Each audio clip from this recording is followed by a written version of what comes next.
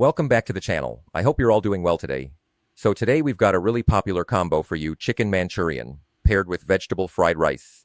This is one of those restaurant-style favorites that people always assume is complicated to make at home, but honestly, once you break it down step by step, it's actually pretty simple. So let's get right into it.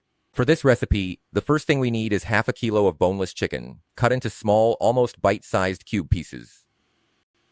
Once that's done, we're going to move on to marinating the chicken. I've already got the oil ready here on the side for deep frying later, so let me quickly walk you through the whole process. First, the chicken gets marinated. Then it gets fried. After that, we prepare the sauce. And finally, we finish off with the vegetable fried rice. That's the order we're following today. So, into our half kilo of diced chicken, we're going to add 1 teaspoon of garlic, 1 teaspoon of ginger, 1 teaspoon of crushed red chili flakes, and salt to taste. Go easy on the salt at first, you can always adjust later. After that, we're adding 1 cup of all-purpose flour, our maida. So to recap what's going into the chicken: salt, 1 teaspoon crushed red chili, 1 teaspoon garlic, 1 teaspoon ginger, 1 cup flour, and 2 eggs. Once all of that is in, we mix everything together really well. Then we're going to add a little bit of water, not too much. Less than half a cup roughly, just to loosen the batter a touch, so it coats the chicken nicely and fries up well. Meanwhile, the oil is heating up on the side, getting nice and hot for frying. Mix everything together thoroughly until the batter coats every piece evenly. And once that's done, we let it rest for a bit while the oil comes up to the right temperature. This resting time really helps the flavors settle into the chicken before it hits the oil. Once the oil is hot enough, we fry the chicken pieces until they're cooked through and golden. I'll show you exactly how this turns out once it's done frying. And once we've got our fried chicken ready, we move on to the Manchurian sauce. For the sauce, we take a pan and add about 4 to 5 tablespoons of cooking oil. That's our starting point. To that, we add a couple of tablespoons of chopped garlic. Now, ginger goes in too, but keep in mind the garlic quantity is always going to be a bit more than the ginger in this particular recipe. That's just how the flavor balance works best here. Once the garlic and ginger are in, we let them cook for a little while, just until fragrant, and then we add about half a liter of chicken stock. This is what gives the sauce its base and depth. Along with the stock, we add 1 tablespoon of crushed red chili. Remember, this is meant to be a spicy dish, so adjust the heat level according to your own preference. Then comes the ketchup. That's what gives us the tangy sweet character of the sauce. Ketchup is naturally a bit sweet on its own, but we're also going to add extra sugar on top of that. And that little extra sugar really makes a big difference in the final taste. This is honestly something you'll get a feel for with practice. The more times you make this dish, the better you'll understand how to balance the spice, the tang, and the sweetness exactly to your liking. Adjust the salt at this point too, but go slow with it since there's already saltiness coming from the ketchup and stock. Once everything is added, bring it to a boil, and then let it simmer down a bit. Like I mentioned, you can adjust the spice level depending on your own taste. If you want it spicier, feel free to add more chili. Some people also like to add sliced green chilies at this stage for extra heat, and that's completely fine too if that's your preference. After mixing everything together well and letting it come to a boil, we let it simmer gently on low heat for a little while longer. Then, we're going to thicken the sauce using a corn flour slurry. And with that, our Manchurian sauce base is basically ready.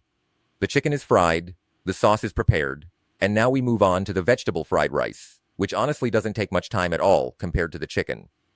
The rice pairs beautifully with the chicken, and you can make this using boiled rice, or if you prefer, you can even use leftover rice for it.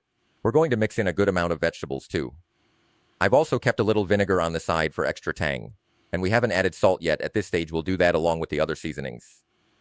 Since this is meant to be a slightly spicy, tangy, and salty dish all at once, you really want to keep the heat level under your control. Some people prefer things extra spicy, so if that's you, feel free to double up the crushed red chili. Instead of 1 tablespoon, you can go with 2. But based on my own preference, 1 tablespoon of crushed red chili is generally enough to give it a nice kick without overpowering the other flavors. Let's take a quick look at where we are with the Manchurian sauce. The chicken for the Manchurian has already been fried. Remember, we used half a kilo of chicken, cut into cubes, marinated with 1 cup of flour, 2 eggs, 1 teaspoon each of crushed red chili, ginger, garlic, and salt. We mixed all of that together well, loosened it with about half a cup of water to get the right consistency for good frying, and then deep fried it for about 3 to 4 minutes maximum, no longer than that. or the chicken can turn out too dry. Once fried, we set the chicken aside and moved on to the sauce. We used about 4 tablespoons of cooking oil, added a couple of tablespoons of chopped garlic, remember. Garlic is the dominant flavor here, along with about a teaspoon of ginger for a bit of extra aroma, and let that cook briefly.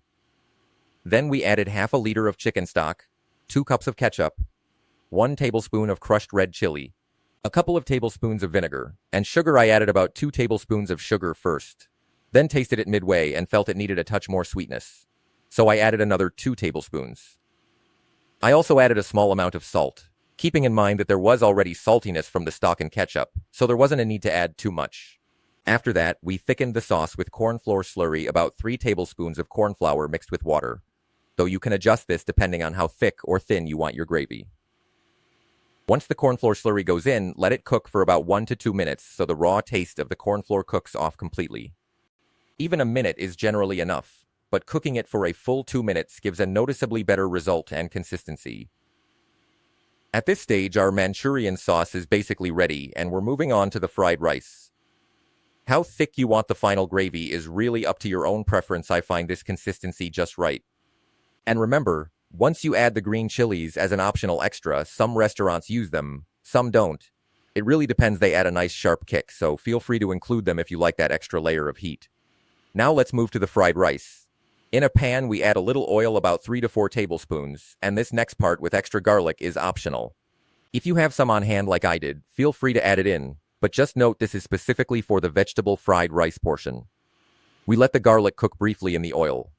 Then, we add in our half kilo of pre-boiled rice. After the rice goes in, we add finely chopped vegetables, carrots, capsicum, spring onion cut small. I've kept the vegetable quantity fairly generous for this batch. A lot of restaurants tend to use a very small amount of vegetables in their fried rice, but honestly, using more vegetables gives a much better flavor overall, and it's also a lot healthier. So we're adding capsicum, green chili, spring onion along with carrots, plus a little white pepper and a bit of salt.